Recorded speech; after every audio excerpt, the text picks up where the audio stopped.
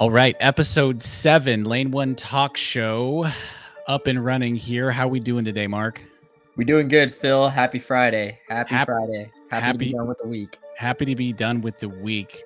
Any updates? How we doing this week? How was training? Training has been going best that it's ever been. I hate saying that just because I feel like I'm like jinxing myself, but I've been getting asked that a lot lately, and for me, it's been a good about like 12 weeks that I've been healthy and training at full speed. My runs are coming super easy to me. The workouts are coming super easy to me. I had my first hero workout of my winter build. Yeah, I saw that. What? My workout was 8 by 1,000, starting at 10K pace, finishing at 5K pace, and started that at 254, which is about 69 points. We hit I think my first lap, literally in the first 100, I hit a 15, and that was the difference between running 254 and 255 that I needed to hit. Yeah. So just run out a little quick through the first 100, and then finished my last one in about 242. Had Silas take me through 800 about 209, and ran like a 32 point to get a 242, like 242.0. So super good workout, and I think I'm more happy with how I felt during that. But yeah, how are things going for you, man? How you been doing? Oh man, it's been a tough recovery. I've been trying to run. It's just the legs feel super dead. Just 4-mile runs, just max heart rate. I just feel like, I'm just recovering. You know, I'm trying to get on the elliptical. I'm cross training, so I'm trying to build back slowly. The marathon 3 weeks ago took a lot out of me, and that just kind of goes back to just not, having the 20-mile long runs and the 18-mile tempos and things like that. It really does prepare your body for that beating.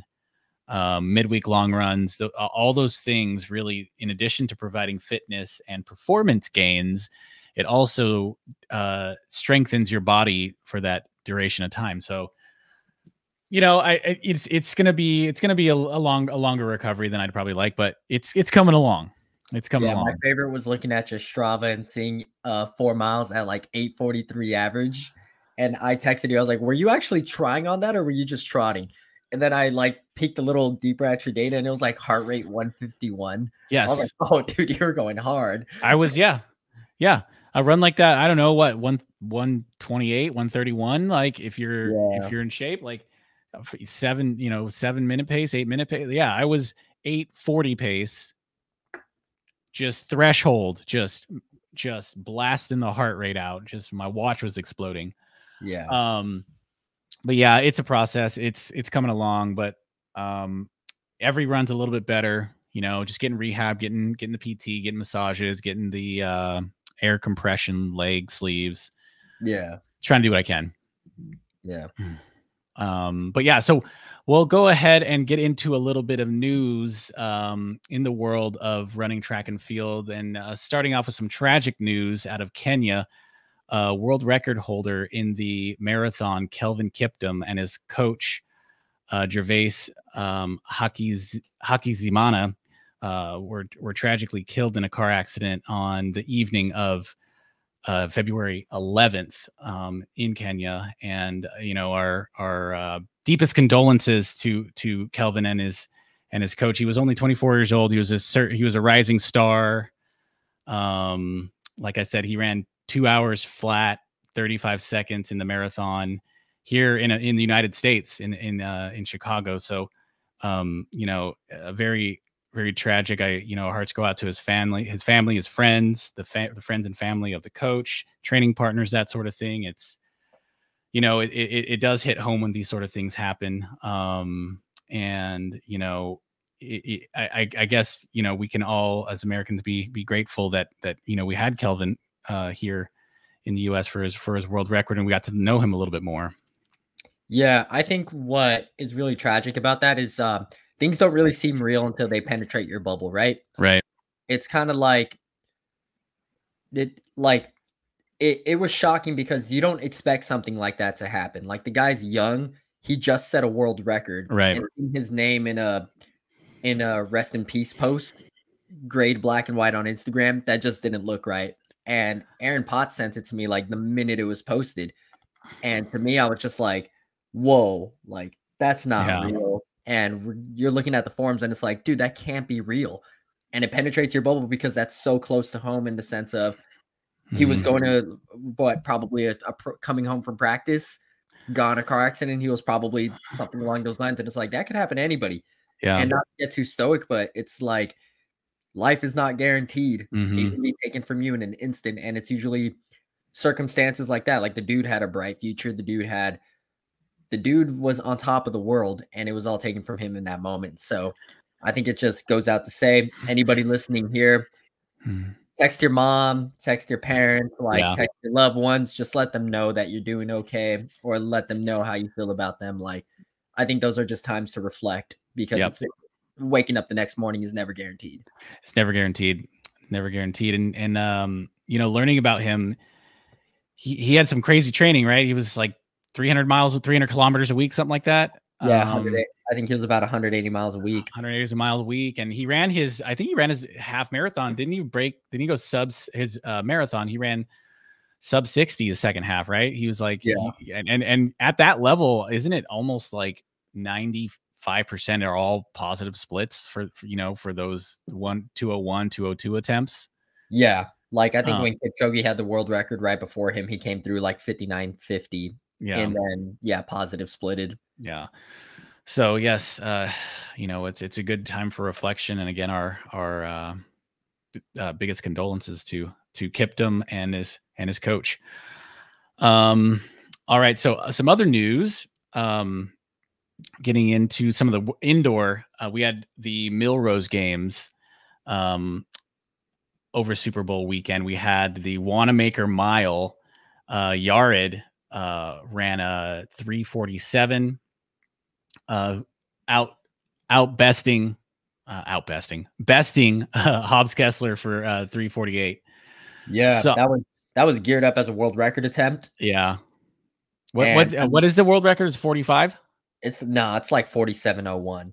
So he's pretty close, but when you're in the mile, that 1 second is honestly a big deal because at that pace they're running 28.0s or right about that. I think they're right about at 28 seconds per 200. So that gear shift, once you're running that fast, it is a big deal to get down to 27 point, to get down to 26 point. And I think that was more of a statement race for Hobbs Kessler than it was for Yared, in my opinion. That he's 20. Hobbs Kessler is? No, he's is he 20? Yeah, he's 20, about to be 21. Right. So super young. Yeah, that was a statement race, man. He definitely said that I'm establishing myself as one of the better middle distance runners in this country, and I'm a contender for the team this year. Yeah. And before we gloss over that, he had a very impressive race at New Balance Games where he ran 3:33 and like ran away from the field, and that was a really good field. A lot of good guys in there. Jake Whiteman was in there. Our boy Craig Engels was in there. Vincent Chiotti, who they're all really good runners. And the dude ran away from the field and put on a pretty good gap. Yeah. So, he's in good form right now. And also at Millrose, we had a great showdown between Josh Kerr, defending outdoor world champion in the 1500 in the 2 mile. He set a world record running 8 flat 0.67, gapping the rest of the field. Grant Fisher was second in 8:03 and setting the American record. Cole Hawker came up in third, also beating the American record in 8:05.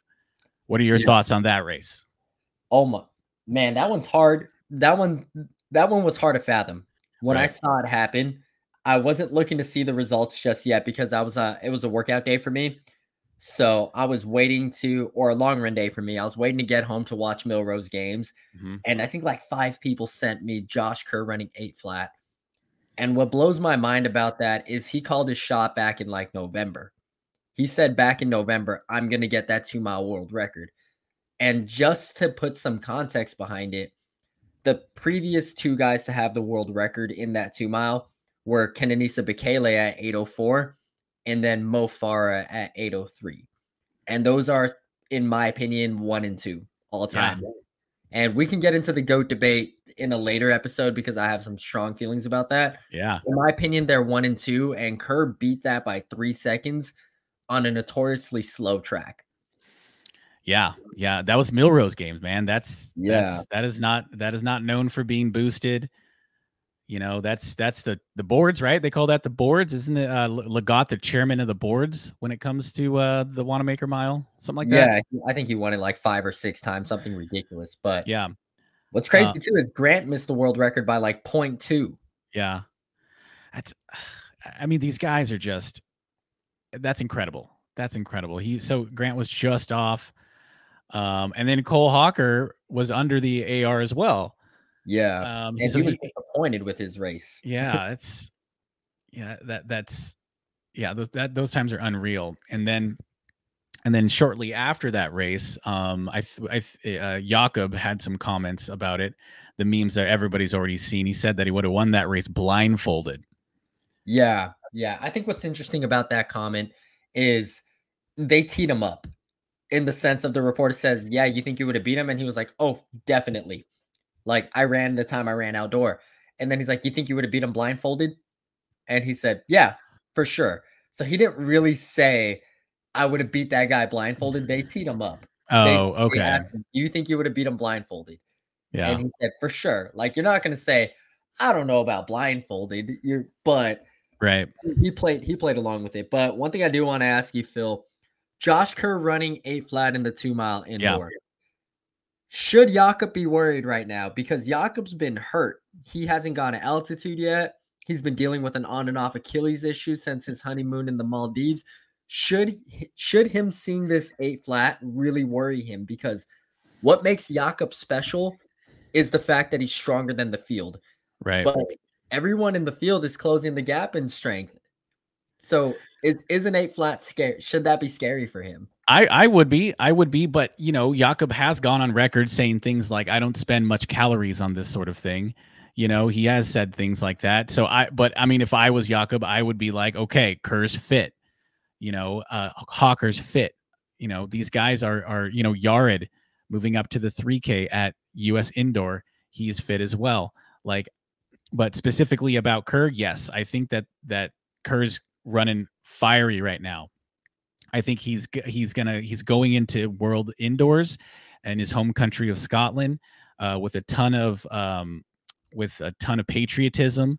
You know, he's a proud Scotsman, you know, and you know, I think that momentum's going to carry him into the spring outdoor season, and I absolutely would be worried if I was Jakob Ingebrigtsen. And looking at the past few years, Kerr in 2021 in Tokyo, he was 3rd in the 1500. He was 5th in Eugene, and then he was in 22 and 23 he was 1st. Jakob was 1st in 21 at the Olympics.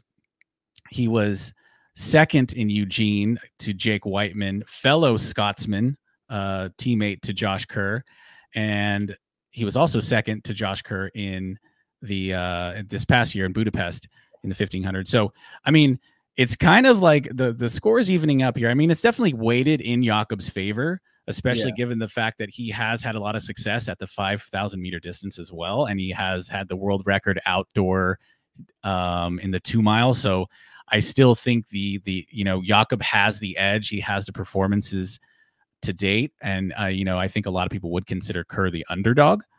But you know, Kerr is just running downhill right now, man. Like the energy and the vibe. Literally for a half marathon. Yeah. He ran downhill literally for a half marathon. Yeah.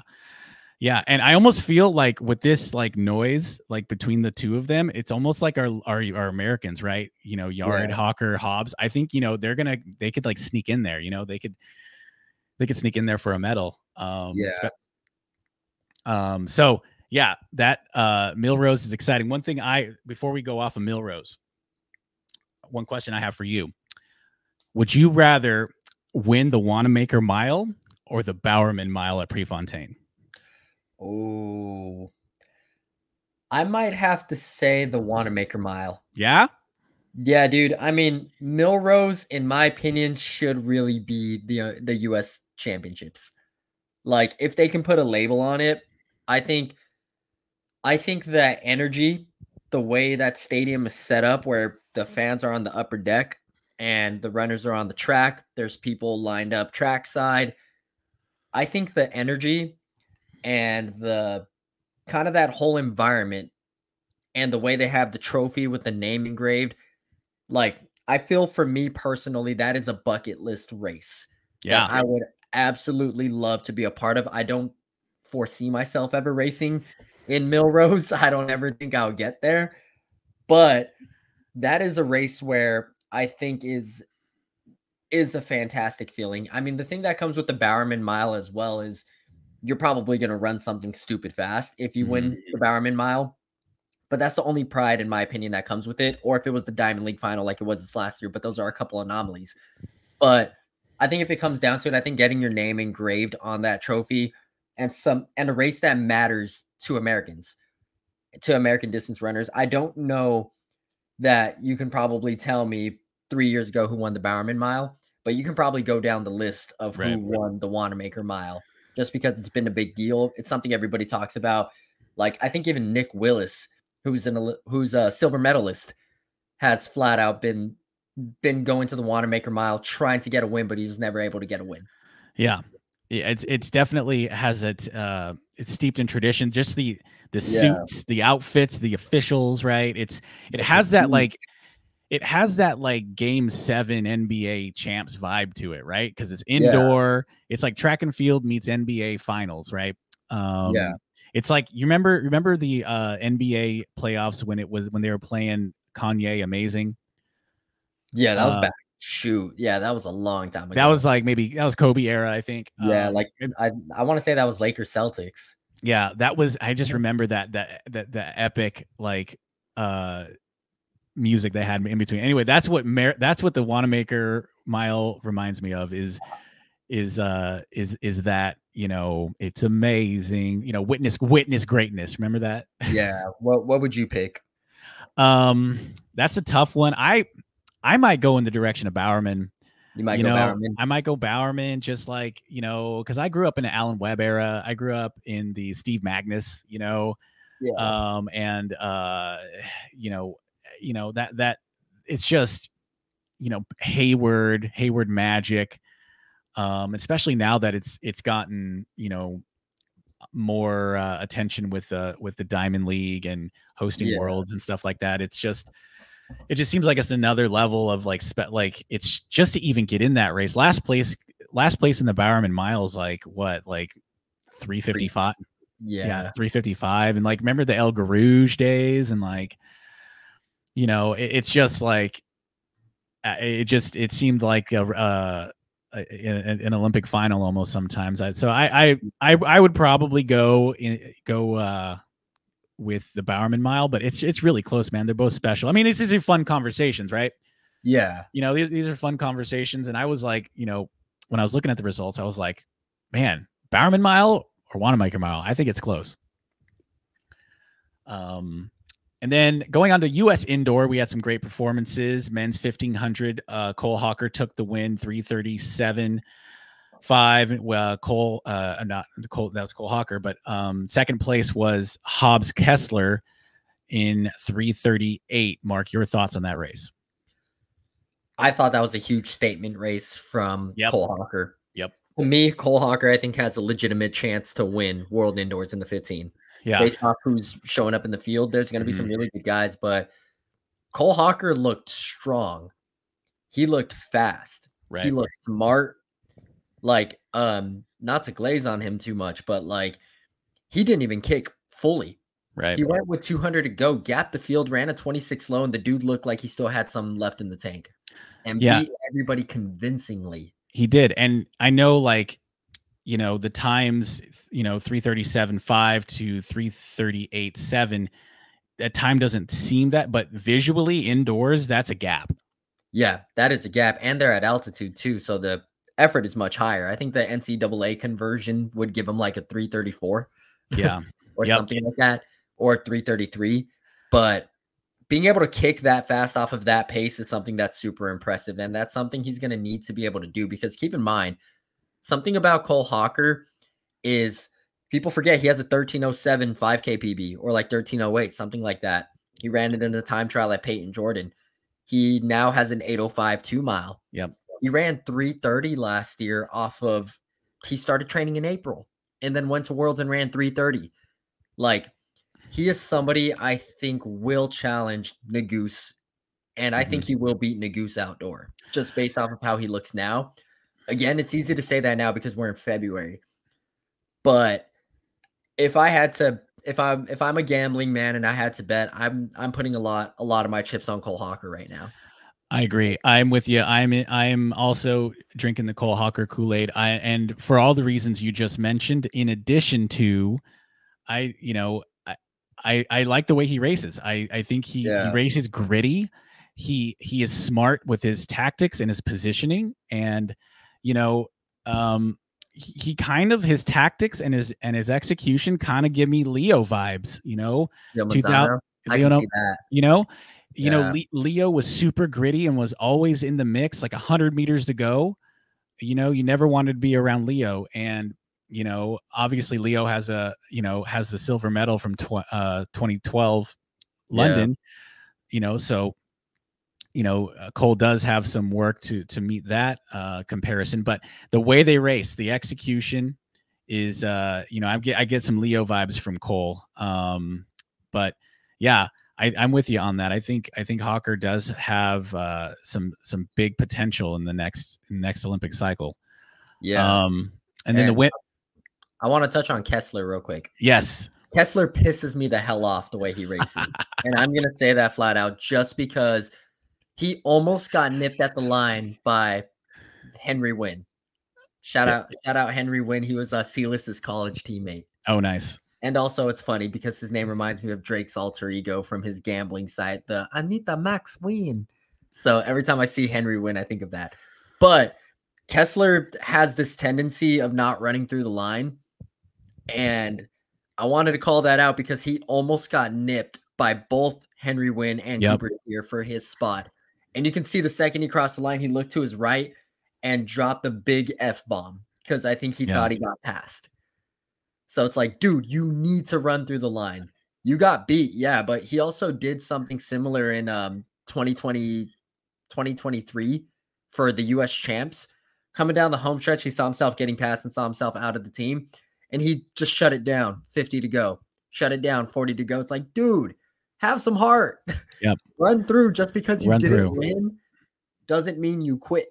Yeah. And that's something that, he's 20 years old. He didn't go through the NCAA system, so that's something that he's still having to learn. Right. You really like having to go through, conference meets and rounds and regionals, and yeah, you learn a lot of that. So yeah, he's learning a lot of those like soft skills now as a professional. Yeah. And I don't know. I mean, Hobbs did not run a super clean race at US. He did not. He was too. I saw some kid comment on a post, and I actually thought it was real in the sense of, he said Hawker was focused on the dub, Hobbs was focused on Hawker. And that's what the race looked like. He literally just waited for Cole to make his move and just sat behind him waiting. And it turned into physicality. I thought Craig should have protested, but he threw Craig off going in with like 600 to go and like shouldered him. I was like, Craig, you should have protested. Get him DQ'd, bro. Get him off that world team. Yeah. But yeah, he didn't run super clean. He ran out in lane 2. He was throwing some aggressive moves. Yeah. And this isn't me slandering Hobbs Kessler. Just, dude, stop with those. Stop with that, man. Like you're shooting yourself in the foot. I want to see you on an Olympic team. Yeah.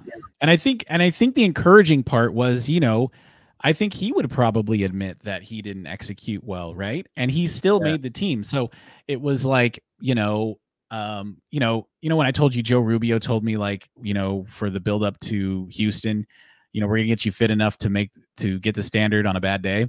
Yeah. I think that applies to a lot of different situations. Obviously Kessler is in 348 mile shape. Yeah. So he still squeezed out a second place finish given a subpar day. So that's pretty encouraging for him. And I think it makes the criticism a little lighter, right? Because you still made it. Yeah, it's being picky. End of day, he made the team, but this is like, yo, we see your potential. We see that you could be winning titles. We see that you should be up there with Hawker or contending shoulder to shoulder. These are just minor things where it's like, okay, picking the speck from someone's eye. Yeah. Yeah. But yeah, excited for what's next for those guys. In the women's race, Nikki Hiltz won in 408 and Katie Mackey was second. I think, were they the only two with the world? Emily Mackay. Oh, Emily Mackay. Emily Mackay. Sorry.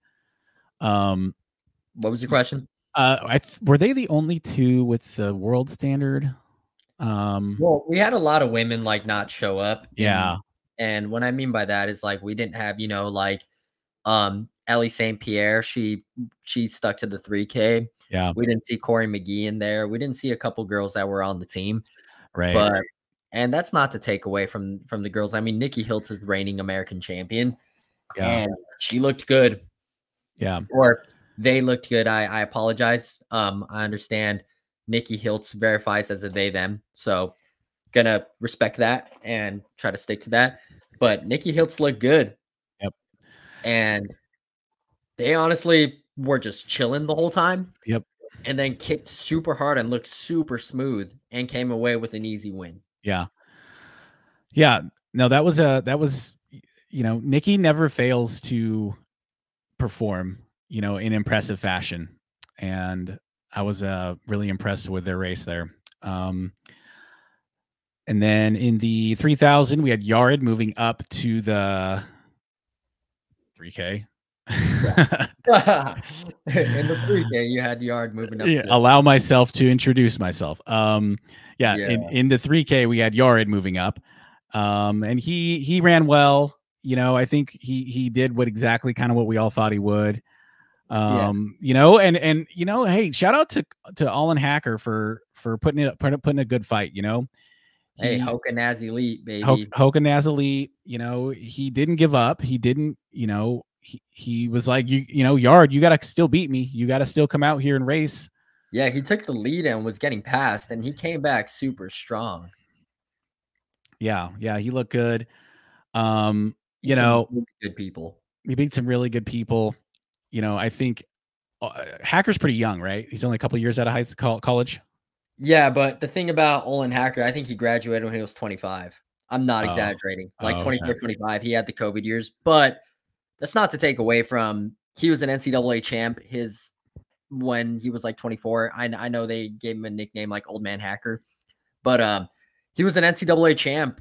He ran 13:08 at BU when I was there. He's blue blood, bro. Yeah, his dad, I think, was an NCAA champ as well, right? Or a Foot Locker champ. All-In Hacker was like 4th at Foot Locker himself, or 3rd at Foot Locker. Yeah, the dude is a blue chip talent. Went to Wisco, came on a little bit slower, I guess you can call it, but he still was NCAA champ. But what I do want to shout out to is that Naz Elite coach is doing a pretty damn good job, man. He has a sub 13. He has Wesley Kiptu getting second at Houston for a 2nd year in a row. Hacker made a team, and we can confirm he did post on Instagram that he's on the team. Oh, is he? Okay. Yeah. I saw that he didn't have the standard, but he did. He has a ranking then? Yeah, I think he got it on ranking, but he posted on Instagram that he got in. That's big. Yeah. That's big. Shout out Naz Elite. Now, the South African Wilsh, how do you say his name? Wilshot? I think it's Wild Scoot. Wild Scoot. Yeah. He's Northern Arizona. Yeah, he's Naz Elite as well. 1256, man. Oh, okay. I know what he ran, but I wasn't sure if he was Naz or if he was a Hoka, like, you know, just like solo athlete. Sponsored. No, he's Naz Elite too. Okay. But and not to take away from Yared's race, Yared was the heavy favorite. He's the indoor American record holder in the 3K. Something to remember. He's run 7:28. He's gonna go to Worlds and he's gonna compete against Kerr. He's gonna compete against I think Salomon Barega's in that race too. Yeah. Gurma Lachema, the world record holder in the 3K, is in that race as well. So That's gonna be an interesting race at World Indoors. Who do you got? Who was the first Ethiopian you mentioned? Salomon Barega. He's the Yes. reigning Olympian 10K champion. Yeah. Olympic Yeah. 10K champion. So you got you have the whole map here, right? You have 10K guys Yeah. coming down, right? And Yeah. then you have defending world champion Josh Kerr moving up, but is he really moving up if he has the world record in the 2 mile? You know what I mean? You have the 3K world record holder in this race too. Oh, and that is who? Gurma Lachema, yeah, okay. the Ethiopian. He's Right, gonna be in that race too. And Yared is the NCAA. He's American record holder. American record. Oh my goodness. So you have literally the Mount Rushmore of the indoor 3K. Yeah. Or 2 mile in this race, right? Yeah. You have the world record holder, the American record holder, and the world record holder in the 2 mile. Yeah. Right? Yeah, and I think is Barega might be the defending world indoor 3K champ. Oh geez, I don't know, man. I think the favorite has to be Josh Kerr. I'm gonna go Josh Kerr. I gotta go Josh Kerr too, just for the sole reason. So here's the significance of that 8 flat, in my opinion. The man closed in a 56 to run 8 flat. And that's what, we've talked about. We've talked about this so many times on long runs and cooldowns and stuff about how the trend has been kicking off a fast pace. Yeah. You have to be able to kick off a psychotic pace. This is not just like, hey, let's hold hands around, run 68s, and then, fire off of a 51. You have to run a 55, 56 after going nuts. Well, that's what made Mo Farah special. So Mo Farah in 2015, very, very exciting race for the last 1K. But the 2015 World Championships, if anybody wants to go back and watch it, there's a Kenyan by the name of Caleb Ndiku. You know how upset I would be if I ran a 147 last 800 in a 5K and lost? Because that's what happened to Caleb Ndiku. He threw a 55 penultimate lap, and Mo Farah closed in a 52. He covered that 55 and closed in a 52. Being able to kick off of fast paces is what created the sitting kick, because back then Kenenisa Bekele would go from a ways out. You had guys like in the same race, you had Kipchoge, Bekele, and Hisham El Garouche, so you had to make the race fast. And most of the time, those races were run sub 13, but they're still closing in 53 off that pace before.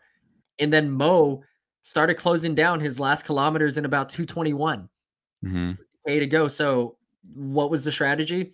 Okay, well, he's closing in a 53, 52 off of previously running a 55. So what do we do? Well, I have to be able to run a 53, 52 as well. So then it started the boring 5Ks where they're 1 in 1340 because everybody else was like, I can't outrun him. The guy's the world leader in the 5K with the 1252. So I can't outpace him. So what are we going to do? So it created the whole sitting kick era. Right. But now you got guys closing the 1500 when they're running 330 pace for the race or 331 pace. And they're now closing out in 53s off of that. I think Kerr's last 200 at Worlds in lane 2. In lane 2, to make that clear. He whipped out wide. I think he was like a 26 flat or like a 26-1 in lane 2. Yeah, that's 210 meters. Yeah. Yeah. So, and they ran 328? 329. 329, yes. And in 2015 World Champs, Mo Farah, when he closed at 147, what did he run that day? It was like 1341.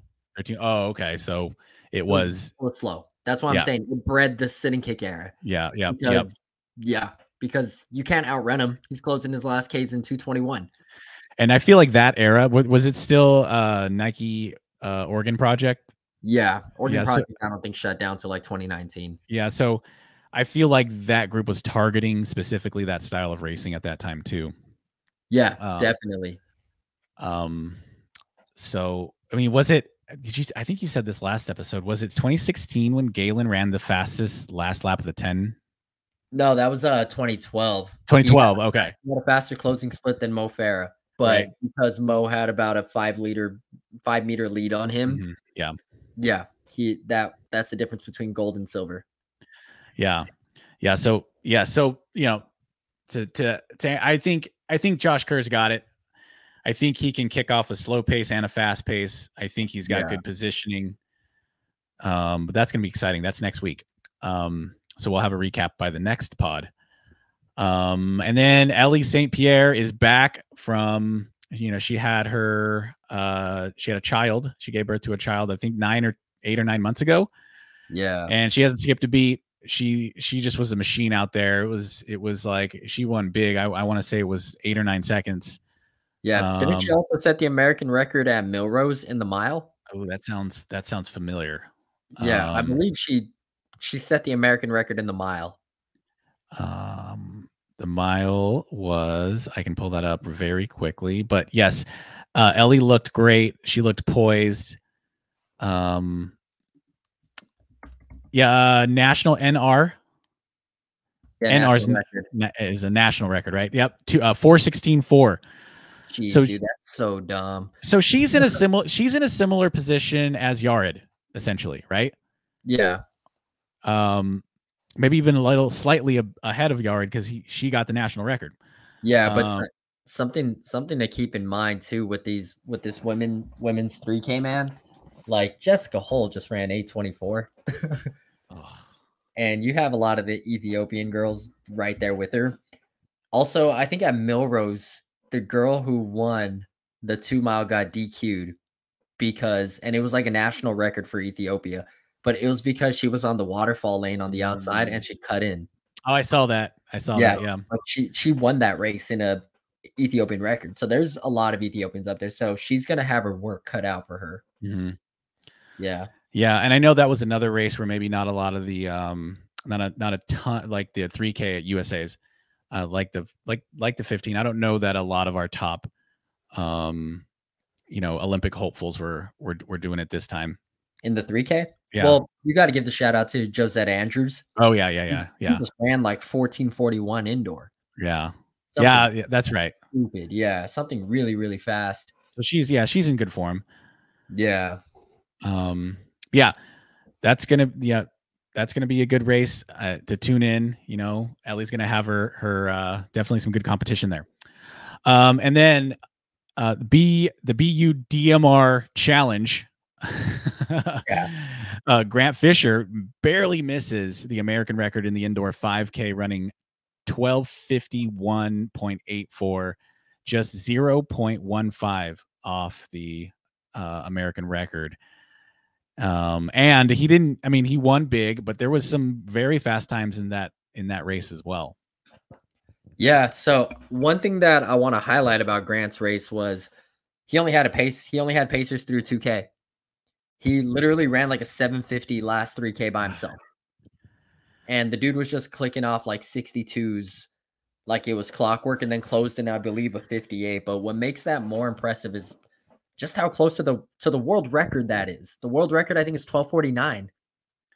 And when Woody ran that American record, he was tagging along Joe Klecker. And he outkicked the hell out of Joe Klecker with 150 to go. He did not take the lead until 150 to go when Woody set the record. He just tagged along to Joe, who was also trying to get that American record, clicking off splits. Grant did it like solely by himself. Yeah. For the last 3K. Yeah. He's in good form. I mean, he did say that he is foregoing World Indoors, obviously, to focus on the 10. Which I understand, the 10K, because I mean, there's not a ton of fast 10Ks in this country, really, until I don't know, till USA's. I mean, there's no sub 27 10Ks in the US. Yeah, so there's no way to get the standard. Yeah, I mean, I listened to his podcast on Let's Run, and he's very logical about stuff. He's like, it's right here in the U.S. The fast 10Ks, you got to travel to Europe, and and get used to the time zone. So he's very practical about his buildup. So I get what he's saying in terms of choosing to do the 10s. That does make sense, especially with the standard being 27 flat. Yeah. I mean, that's just like so fast. Yeah, that's like, I don't know that there's races outside of like the Ethiopian trials or the Kenyan trials that go sub 27. No. Or like Prefontaine used to be the place to do it, but that's so close to the US champs. And it's like, all right, either you do a cross country season, an indoor season, and then cap off with the 10K, or you have to get it sometime in like May. And it's probably going to be something that has to be set up to be perfect. So it's like, all right, why don't I just use my base training and my winter fitness to get me the standard down cycle for like a month, and then get back after it so you can go through August. And that makes sense. I'm surprised that, like, you know, up there in Hayward, they don't turn on the light machine, get some pacers, you know, flying some pacers, and, you know, just put some together on a nice evening. You know, I don't know, maybe there's more to it than that, but that just about the weather, just the predictability of the weather. That's why they have it in San Juan. Yeah, like the weather's perfect. Yeah, the weather's perfect, and it's predictable, and it's not gonna be humid. It's gonna be nice weather, so that does make sense. So, you know, his buildup is fine. All right, so we got a good update in the news there. So for the next segment of the episode, we're gonna get into our favorite workouts. We're gonna talk about the periodization of training, what workouts we like to do and when, and build in some rationale of why we do these certain workouts, and kind of give some context to, you know, if we're doing a marathon buildup, if we're doing track, if we're kind of doing your classic fall, winter, maybe indoor road racing, and then maybe going into spring track and field outdoor. We'll give you some context there. The typical format that we follow, the Aggies, the Joe Rubio group, is fall. We typically peak for club nationals in early December. But just because we're peaking in the fall, it's kind of a macro cycle. So you can have like a mini peak. You can hit some good workouts going into your peak race on December 11th, but you're not necessarily like absolutely emptying the well to get there. You're still building largely base to get into, you know, and we don't typically take time off after club nats. We'll have a week of easy running.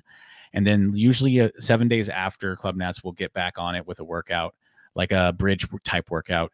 And then we'll get through the winter, and we'll some of us will do like either like Houston. I've done the Mesa half marathon. Some people do indoor. Mark's done indoor. And then we get into kind of the spring outdoor season. Mark, do you have any initial thoughts? Yeah. So essentially what we do is a lot of it's what most teams do. We're not going all in on club cross the way that you would for like an NCAA title, or the way it's like, you know, you start doing a 90% week, then an 80% week, and then you're cutting everything just to try to feel special for that day. For us, we'll definitely back down for club cross. We'll do a couple event specific workouts to make sure that we have a good day and hit our goals there. But a lot of it usually lies on our passion project type of race, which usually comes in January. It's something that we normally do. So like Phil mentioned, a lot of us are doing Houston half marathon, Mesa half marathon. People are hitting indoor. People usually have something on the calendar in January, February, to where you can use that fall fitness and all that base training to kind of peak for a race before you start revamping for the outdoor season or for marathon season or whatever it is that you're doing in the spring and summer. Yeah. And you know, and this isn't, you know, we aren't the only people who do this. Like like in 2022, we had club nats in San Francisco. Cole Halker was out there. And then he won it. He blew everyone out of the water. And then he also ran this past year, US cross country. And, you know, he had a tough day out there. I mean, he got 12th place. But what I appreciate about Cole is that he put himself out there and he did it, right? He maybe knew that he wasn't in the best cross country shape, but he did it. Cooper won cross country, US cross country. So, and a lot of the stuff that we've been talking about in the early part of the show with the recap of the indoor, Josh Kerr going to the 2 mile, Grant Fisher dropping down. So like Mark said, passion project sort of stuff. I have to imagine something like indoor Millrose Games, American Records, a solid passion project for someone like Grant Fisher. Cole Hawker moving up to the 2 mile, also getting the American record behind Fisher, and then Yared going to Worlds in the 3K. So you can still have these microcycles where you're or macro cycles, whatever you want to call them, where you're pursuing these higher level events, but you're still like, you know, not draining the well. You still have some, you know, some left over. And yeah, so yeah, let's dive into the base phase. So for us, base phase is usually starting in the fall. We usually start in August, and base phase will go through about like December through January until we start doing some event specific stuff. So, and then we usually down cycle after our big passion project race and start base phase again, probably around like February, March. So what are a couple of your favorite workouts, Phil? My favorite workouts in the base phase, one of my top favorite workouts that I do maybe up to 60% of the Wednesdays in the summer and the fall is just a fart, like minute on, minute off. 10, 12, 15 usually. Sometimes I'll do 20. Another one I like to do is a ladder. This one's kind of more of a summer workout. 5 minutes, 4 minutes, 3 minutes, 2 minutes, 1 minute, and then you go back up. I like to do that in the hills with like, I wouldn't take 5 minutes on, 5 minutes off. I'd probably go like 3 minutes off, because it's like, it becomes it's not a super intense workout. You're out there for a while. You're out there for a while. Yeah. I like hill reps. I like grass hill reps. Those are fun. And I like tempos, augmented tempos. So mile reps at like tempo or threshold pace with shorter rests. So doing, up to 8 of those. And actually that's a version of tempo that I did in high school. I would do 1,600 meters on the track, because my track wasn't, I didn't have any trails near my high school. So we did a lot of track work in cross country and in track. So I would do 1,600 meters short recovery. So fartleks, minute on, minute off, hills, and then mile tempo stuff is probably my go-to in the base phase. What about you? Yeah, for me, I'm a big tempo threshold kind of person in the base phase. I hate hills. Normally Joe Rubio is huge on hills, so we do a lot of that 3x3 by 300 hills. So where you're doing about like 60-second reps, 70-second reps, the form XC 5K, but I hate those. So those are X'd off of my list of but I understand they're necessary evil. For me, I like the more apples to apples. You kind of see where you're at year over year, and it's also, you feel fit as hell when you do them. I like the 4-3-1 workout that Joe has us do, just because it's a little bit of play, because it breaks it up in terms of the monotony of just doing marathon pace or just doing threshold pace. So usually what we do is 4 miles at marathon pace. So for me, that's about 5:15 to 5:20 in the base phase. Then we'll do 3 miles at threshold, which in base is 5 flat to 5:10.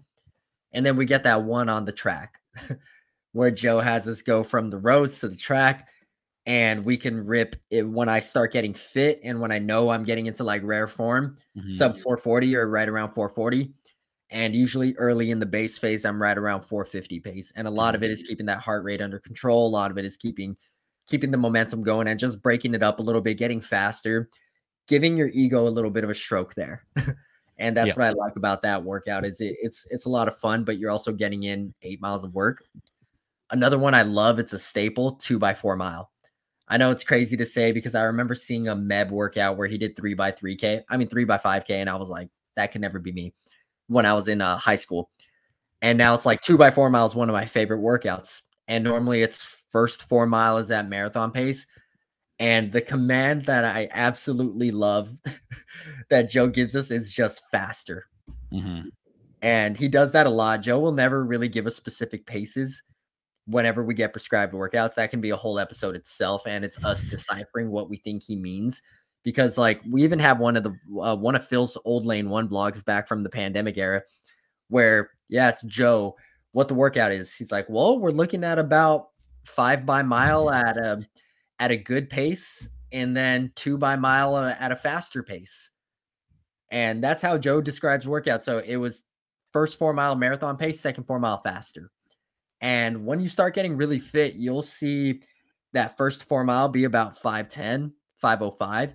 And then that second one, we've even had some like rare days where we get down to like 19:30 for 4 miles, or we start getting down into like 4:50 average for that second 4 mile. That's when you rip that, you're like, all right, we ready to race. Like someone signed this man up for a race.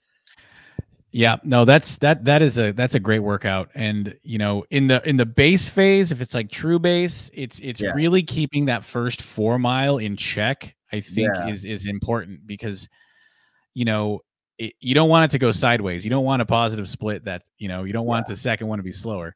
Or you don't want to be racing that second 4 mile either. You don't want to be racing that second 4 miler. So I think if it's like a true sort of like September style workout, it's like, let's, you know, hey, if we're running 5:18s, let's not cry about it.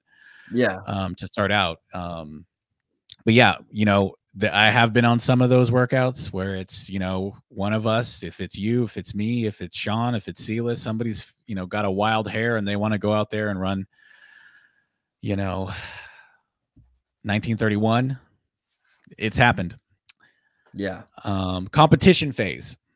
So this is going to be roughly in our schedule, October, November for cross country in the fall, and then in spring, like March to May, kind of depending on what you're doing. My go-to, I in cross country, I love grass thousands. I just think they build a ton of strength, and they help you adapt to that surface. And then for the track, I'm pretty like traditional when it comes to track workouts. You know, I like the fancy stuff, which we'll get to in a little bit, but you know, just a solid like 5 times 4 sets of 400 at like 72. Start out 72, work your way down. Maybe you get down to 68 by the end. And then, you know, one of my favorites is the Big Mac, right? It's it's a mile at 10K. Like what, 4 minutes rest, 3 minutes rest? Yeah, 3 minutes. Or no, it's 2 minutes rest between everything. Yeah, so 2 minutes rest. So a mile at 10K, and then a 3 mile tempo threshold, and then another mile at 10K, and then another 3 mile threshold, and then another mile at 10K pace. And this is, you know, this is a big confidence booster, like a mid-season confidence booster. I forget, we did it this year. I don't remember if it was before or after the San Jose half. But it was like, it was one of those like maybe like 12-day style workouts. I mean, it was a little farther out than that, maybe 14 days. But because that's pretty beefy. You need some time to recover from that. But that's a big confidence booster, especially if you can hit that second threshold just right on pace, or maybe a little bit under, maybe like, you know, 5-minute pace, maybe 4:55 pace. And then, you know, nail a 4:40 or 4:36. Or I think this year we ran like 4:27. I ran 4:27 getting dropped by Silas running 4:22 or something like that. Yeah. And then Sean running like 4:38. It's like, you know, what are you guys doing? So, I know Sean was like 4:35, I think. But you know, we ran entirely too fast in that last one, which I wrote in my notes, like it can be a confidence booster, but it's also like you have to be careful with what you do in that workout if you wanted to achieve the actual goal of what you're trying to achieve, which is, you know, building momentum, and it's not quite your peak workout. What about you?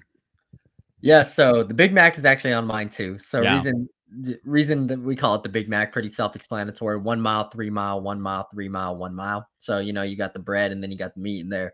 So that's on there for me too, just because I feel like that one has a lot of lore. I remember there was one time in the fall where we all raced except for Silas, and Silas went out and ran. I believe he went like 15, or first mile he went like 450. Then he did 3 miles in like 15:10, and then he did a 1 mile in 440, and then a 3 mile in 1450, and then he did a 1 mile in 432. And I watched him do that because I was doing a pre-meet for Long Beach Half while he was, or maybe not Long Beach Half, it was a different race, maybe like Garen, and he was doing that by himself. And I was like, oh shoot, that was a crazy workout. So that gave me confidence because I was like, I can run that too. I train with this guy. But then maybe a couple months roll by, or maybe like a month or two roll by. And this was right before my breakout track season where I PB'd every time I stepped on track. And I remember we're lining up and Joe goes, oh, Yep. by the way, these are the times Silas hit in this workout, and gave us that. And so we thought we were going to chill. We thought we were going to coast it. Like, go marathon pace, go threshold pace, go true 10K pace.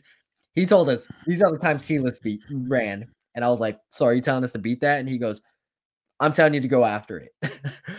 Yeah. And this is coming from Joe, who, like you just said, rarely gives us any feedback. So that was right before the workout. He drops this on us, and it was like, it's on like Donkey Kong. Yeah. And we wound up something ridiculous on that. We started 450, then we went 15 flat, and then we went 438, and then we went I want to say like 1440 on the second 3 mile. And then on the last mile, I ran a 427. I think you were about 431. Yeah, that sounds right. Yeah, and that was right before my breakout track season too. So that was like, all right, I'm confident. I just ran a 427 at the end of that, feeling like I was cruising. Yeah, and that's what, those workouts are big confidence boosters, because now that I'm getting a little older in age, when you can safely complete those workouts without any injuries, and B, you're not feeling like you ran a world record 10K, Yeah, exactly. Yeah, and then I'm not to spend too much time on this particular phase, but my other favorite workout too is one that we do regularly, or not regularly. We do it maybe like 2 times during each competition phases. 4 by mile, 3 by 800, 2 by 400.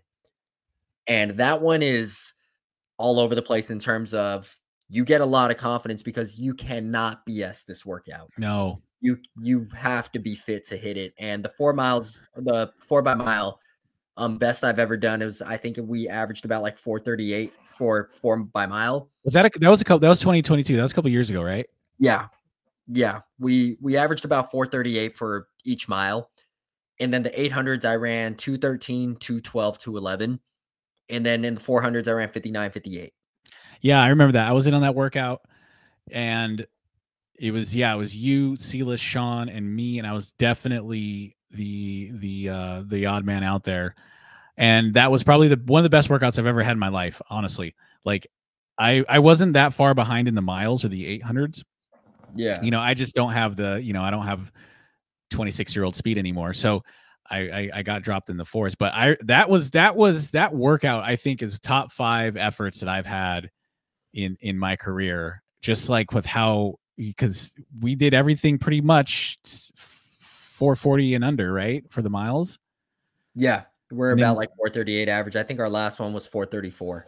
Yeah, 434, and then we had to do those 800s they were just like what, 212? What were you saying? Yeah, I went 212 or 213, 212, 211. Yeah, that was a very solid workout. And again, not fun if you're not in the right conditioning for that, right? You know, if you're not doing the right paces, if you have to really be, and we'll talk about that a little bit later, but yeah, that's a good workout. Yeah. All right, let's head over to the peak phase now. Peak workout. So you want to kick us off with some Aggie 2 miles? Explain them a little bit. Yeah, let's kick it off with the Aggie 2 miles. So Aggie 2 miles is a continuous 3,200 meters, right? The first 1,600 meters of that 32 is at 10K pace. And then after you finish the 1,600, you roll right into an 80% effort. So we use the term 80% a lot in our group, and it's kind of like, I don't know, how would you describe 80% pace, Mark? You're good at describing. Scientifically, 80% pace is 80% of your maximum heart rate, Okay. 80% of your maximum 5K pace. So if you want to put into a number, most of the time it's about you take your 5K time and then or your 5K split. So if you run 4:30 per mile in the 5K, you add a minute to it. Okay. So it's 5:30 pace. Yeah. Yeah. 5:30 pace. So you and that, so that's not a recovery. That's not a jog. And then so 800 meters of that 80%, and then you go straight into an 800 at 5K pace. And we've done this workout on the grass field, the lower grass field, at Cal Poly, which is pretty thick grass, and it's kind of ruddy. It's pretty challenging terrain. We've done it on the turf, so like nice all weather, like artificial turf, and then we've done it on track too. And that is a great workout. I actually like it more as a cross country workout than a track and field workout, but it has both applications. So that is one of my favorite. I would like to do that one, you know, as your 2 weeks out, your 14-day workout for club nats.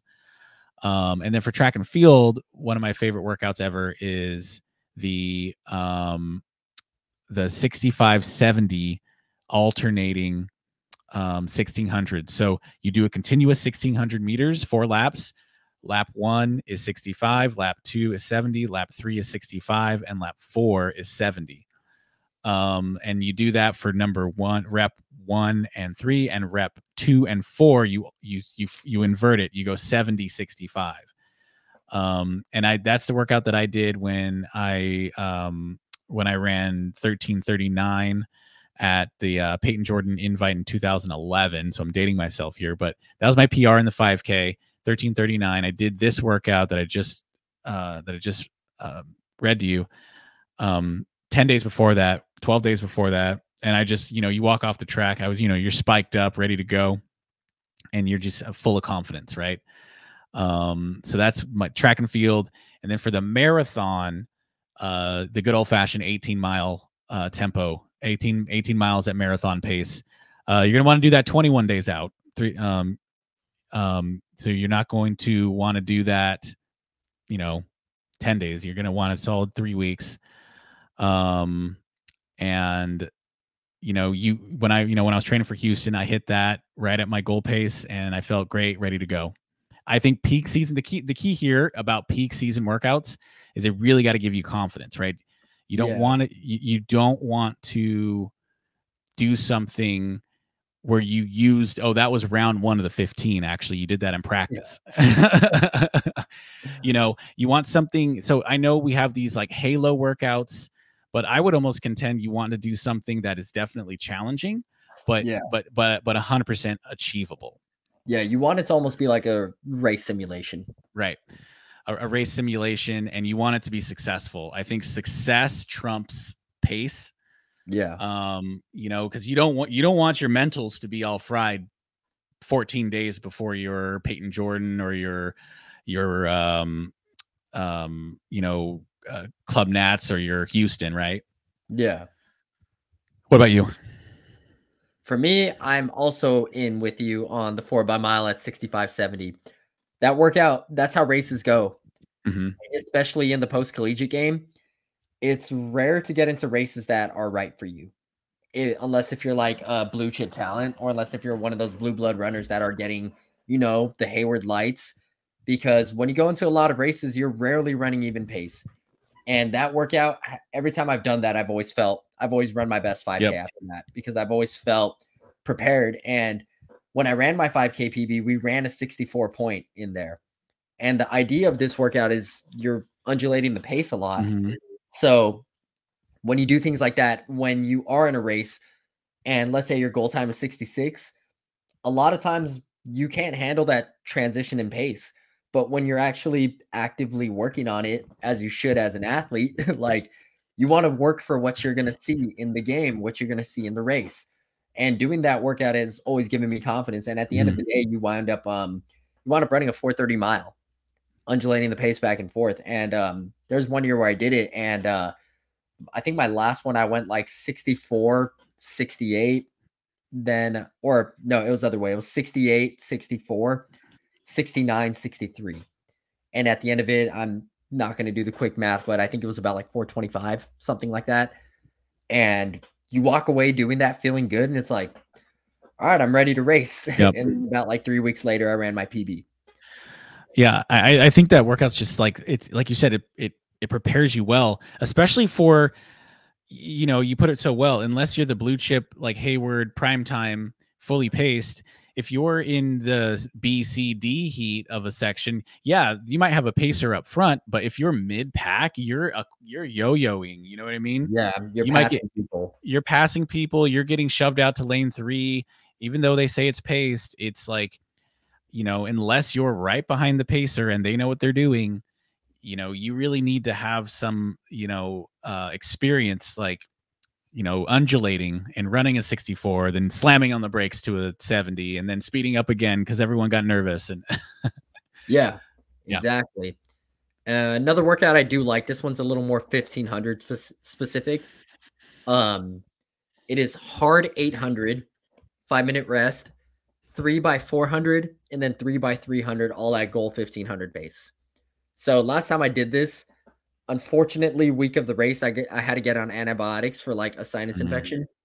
So I felt terrible the week of the race. I felt flat. Unfortunately, it was a relatively rough week. So ended up running a 406 mile, but that workout was 10 days out. I wound up going 158, 60, 59, 58, and then 44, 44, 44. And in that moment in my head, I was like, I think I can break 4 in the mile right now. And got to my race, and we go out, we came through 60, do the 400, and I was like, okay, I feel absolutely terrible. Second lap, we came through 201 through what is it, 807 or 809. And I was like, holy crap, I might be able to do this. And our field ended up running a 64 third lap.